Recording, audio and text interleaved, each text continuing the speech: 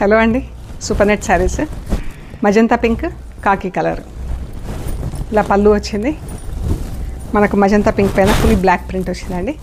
కింద కాకి పైన black border వచ్చి బ్లాక్ అండ్ పింక్తో ఫుల్ ప్రింట్ వచ్చింది. Blouse light and dark purple. పళ్ళు, బ్లౌజ్, చీర.